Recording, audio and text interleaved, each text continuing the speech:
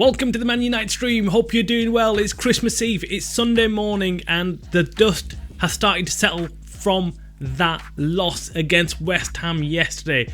What an awful game it was. We're going to be discussing everything about that game. We're going to be discussing the fallout from that game. What are United fans thinking about this? What is the media thinking about this? What is going on in that United dressing room and what's going on in Ten Hag's head? We're going to be discussing that and a lot more in today's show. But before we start today's show, please make sure you hit the like button on this video, and if you're new to the Man Utd stream channel, go ahead and hit that subscribe button. Now, yesterday we did a show immediately after the final whistle blew in that West Ham game, losing 2-0, and then coming out and having to do a show about it is very difficult. Let me tell you, it's not easy. You're really emotional. You want to say all sorts of things. You want to go against the players. You want to start having to go at the manager. You want to start having to go at the club.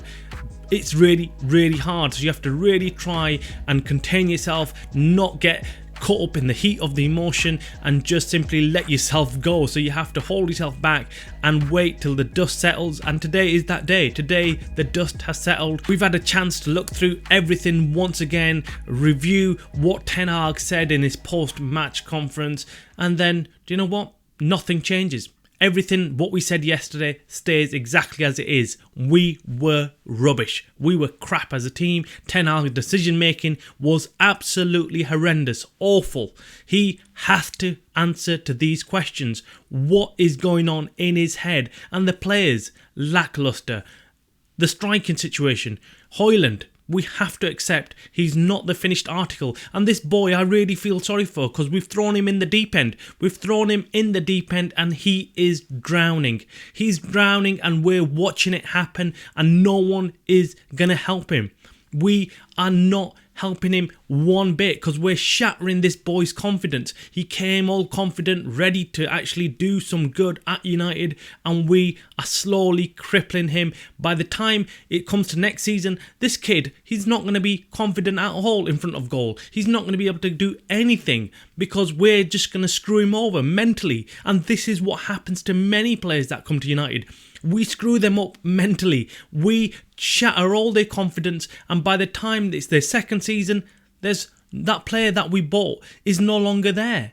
And this is the biggest problem. Now let me read this. We have scored 18 goals in 18 Premier League games.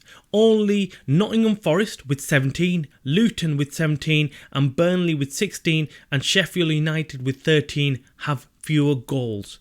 But for a team like United to be in the same category as Nottingham Forest, Luton, Burnley and Sheffield United is simply unacceptable. Now, I have nothing against these teams, but you've got to accept United should not be in the same category as these teams. We as a club have spent millions on our recruitment. We cannot be in the same category as these other clubs that have spent a fraction of what we've spent. That does not make any sense. It's just ridiculous. Another thing I wanted to break down is to look at the goals scored by our forwards in this Premier League season. Rashford has scored 2 goals this season. Garnacho has scored 1 goal this season. Martial has scored 1 goal this season. Anthony has scored 0 goals this season. Højlund has scored 0 goals this season. Palestri has scored 0 goals this season. That is horrendous. 4 goals from our forwards this season. That's the problem, and I kept saying this in the summer transfer window that we need a striker. Please, United, go out there, sign a striker. Forget getting a goalkeeper, forget getting other players. We need a striker. The team from last season needed one thing only, and one thing as a priority, and that was a striker. We saw it last season. Yes, Rashford had a season that was better than any other season that he's had at United, and he was firing them in, but we all knew that this boy Rashford is inconsistent. We all knew that he has got a flop season in him, and this is it. We're now seeing it. Rashford currently clearly is on a bender. He cares more about what his hairstyle looks like rather than what he's playing like, and this is a problem. We need to sort that out, but We needed a striker. We needed an out-and-out striker this season. We needed Harry Kane. We needed someone of that ilk, and we never got that striker. And that is a problem. Who's that a problem for? That's a question we need to be asking. Now, I have had many fans come out and say Ten Hag is the problem and he needs to be sacked. But we've heard from reliable sources just this week from The Athletic and other sources that Ten Hag is not the problem. It's the board and the people above him who have failed to give him what he wants. And it's the people above Ten Hag that have overpaid for players like Anthony and like Højlund.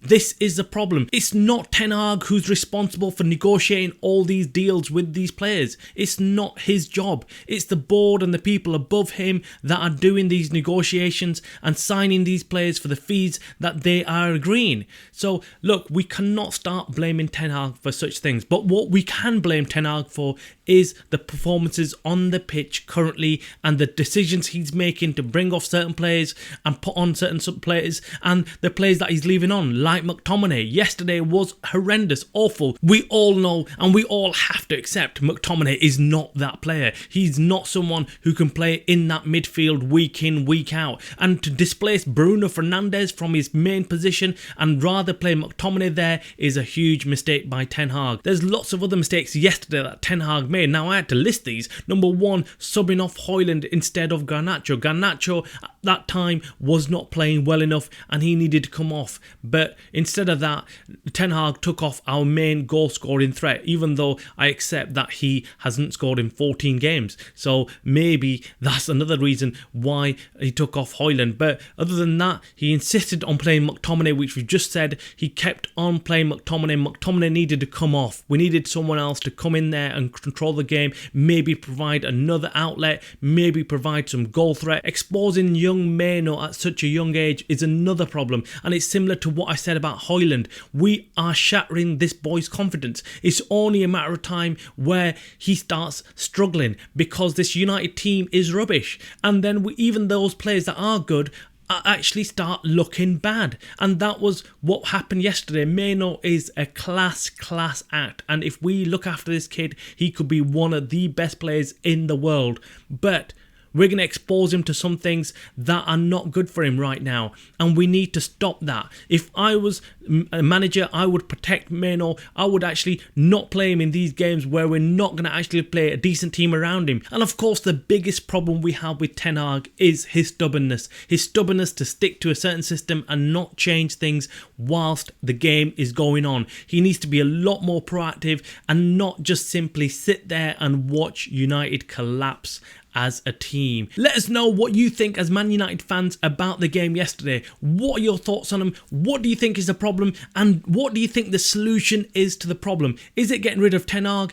Is it getting rid of these players? Or is it something much deeper where we have to look at the club in its entirety from the top to the bottom, and we need to discover what the problem is? I personally think it's a problem that's been brewing up for many years. This isn't a result of yesterday's performance or a couple of months back or Ten Hag. This is a problem that has been created over many years of bad recruitment, bad decision making, and just simply not having the right ethos at the club. It's not Ten Hag's problem. Even if we get another manager in, we're not going to be able to get rid of the mistakes that we've made previously. We heard yesterday Ten Hag come out in the post-match press conference, and it comes out with the same thing again and again, and this is not a good look for Ten Hag. He needs to come out with something different. He cannot keep saying that, look, it's a problem and we'll have to stick together. In fact, I'll read it out. He said, at United, everyone has to take responsibility. Yeah, great, okay.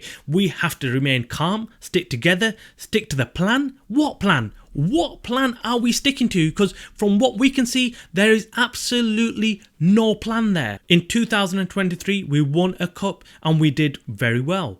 Now we are underperforming.